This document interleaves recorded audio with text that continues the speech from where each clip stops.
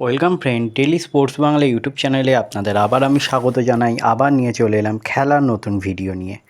Derby জয়, 2-3 দিন পরেই আপুইয়া হবেন মোহনবাগানের প্লেয়ার, আসছেন বিশ্বকাপ জয়ীও। মাঠের বাইরের ডার্বিতে বাজিমাত করতে চলেছে মোহনবাগান।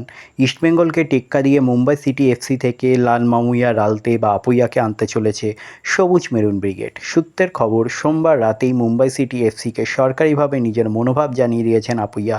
সব কিছু ঠিকঠাক থাকলে আগামী 2-3 দিনের মধ্যে সরকারিভাবে মোহনবাগানে সই করে ফেলবেন 23 বছরের মিজোরামের তারকা।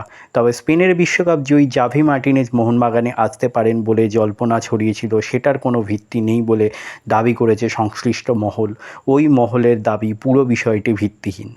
এবার আপুইয়াকে নিজেদের দলে মরিয়া হয়ে ওঠে মোহনবাগান সুপার জায়ান্ট এবং ইস্টবেঙ্গল। দলবদলের বাজারে তিনিই হয়ে ওঠেন প্রাণভোমরা।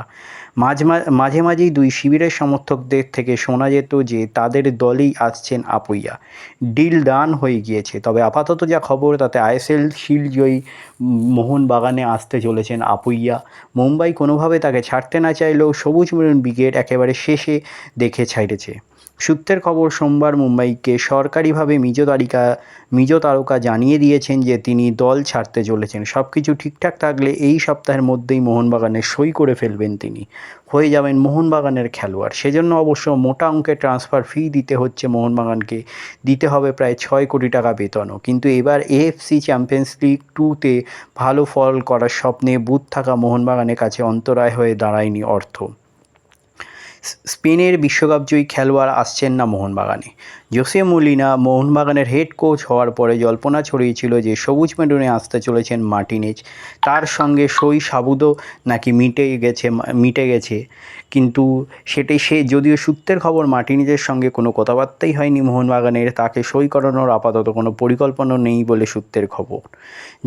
যে স্পেন দল 2010 সালের বিশ্বকাপ জিতেছিল সেই দলের সদস্য ছিলেন মার্টিনেজ। তবে বিশ্বকাপে মাত্র একটি ম্যাচ খেলেছিলেন। বিশ্বকাপের পরপরই জার্মান ক্লাব বায়ার্ন মিউনিখে যোগ দিয়েছিলেন স্প্যানিশ মিডফিল্ড এই ডিফেন্ডার। বায়ার্নের জার্সিতে 9টি লিগ খেতাব জিতেছিলেন, 2বার জিতেছিলেন উয়েফা চ্যাম্পিয়ন্স লিগও।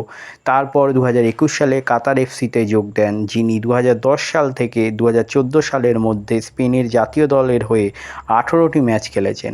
তা এই হলো আজকে আমার ভিডিও। তাহলে আবার বলছি, আমার চ্যানেলটা যদি আপনাদের ভালো লেগে থাকে অবশ্যই আমার চ্যানেলটি আপনারা সাবস্ক্রাইব করুন, পাশে রাখা বেল আইকনটিকে ক্লিক করে দিন যাতে সবার প্রথমে আপনারা আমার ভিডিও দেখতে পান। ধন্যবাদ।